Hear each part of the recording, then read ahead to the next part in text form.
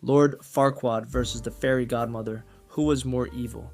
In the fantastical world of the Shrek franchise, villains come in various shapes and sizes, each with their own motivations, actions, and impact on the story. Among the most memorable antagonists are Lord Farquaad and the fairy godmother from the first two Shrek films. While both characters exude wickedness, comparing their levels of villainy requires an examination of their motivations, actions, redemptive qualities, if any, and overall impact on the narrative. This video delves into these criteria to determine who is more wicked between Lord Farquaad and the fairy godmother. Starting off with their motivations. For Lord Farquaad, his motivation centers around his desire for power, status, and acceptance among the fairy tale creatures of Duloc. His obsession with perfection and disdain for anything less than ideal lead him to exile the fairy tale characters to Shrek's swamp. Ultimately, his goal is to become king by marrying Princess Fiona and ascending to the throne of Duloc. For the fairy godmother's motivations are driven by personal gain and manipulation. She runs a shady potion factory and desires to maintain her influence and control over the kingdom. Her ultimate goal is to secure her son, Prince Charming, as Fiona's husband to ensure her continued power and prosperity. So at the core, while they may use different methods, both characters have similar selfish motivations that pertain to the pursuit of power and acceptance, and I'd say it's about a tie here. Next, their actions. Lord Farquaad's actions include the torture and exile of the fairy tale creatures, his plan to forcibly marry Princess Fiona for political gain, and the attempted execution of Shrek and Fiona at the end.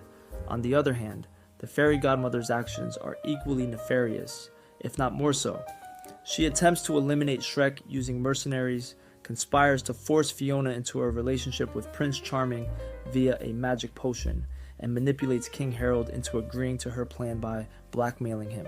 So both characters engage in villainous actions, but the fairy godmother's schemes involve more deception, manipulation, and endangerment of innocent lives, making her actions more wicked than Lord Farquaad's more direct approach. There's also something exceptionally wicked about hijacking someone's free will, depriving them of their true relationship and forcing them to love someone else. Next, their redemptive qualities, if any. Lord Farquaad doesn't appear to have redemptive qualities at face value. He shows no remorse for his actions and remains power hungry and morally bankrupt until his demise. But if we're scrapping the barrel, we can find that at least he's a man of his word, keeping with his agreement to return Shrek the swamp as promised. And on another note, there is some level of sympathy that can be extended to Lord Farquaad, as a man of his stature is likely to struggle with self-image issues that would make for poor emotional health. As for the fairy godmother, she is ruthless in her pursuit of power and shows no empathy or remorse for her actions, even when confronted with the consequences. However, there is one person she appears to have genuine affection for, and that is her son Prince Charming. Of course, there could be an element of selfishness in her love for her son, as ultimately she is a beneficiary of her son's prosperity as well.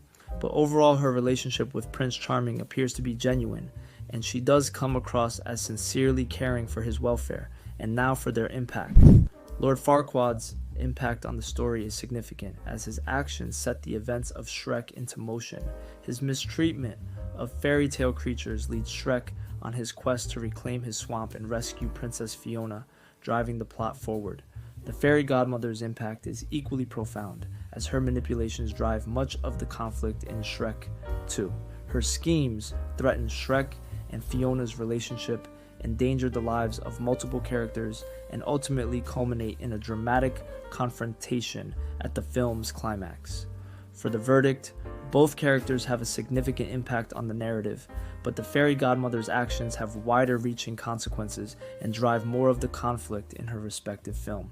In conclusion, while both Lord Farquaad and the fairy godmother exhibit wickedness in their own ways, the fairy godmother emerges as the more wicked of the two. Her manipulative nature, ruthless actions, lack of redemptive qualities, and far-reaching impact on the story make her a more formidable and malicious antagonist compared to Lord Farquaad. However, both characters serve as compelling adversaries in the Shrek franchise, adding depth and conflict to the beloved fairy tale universe.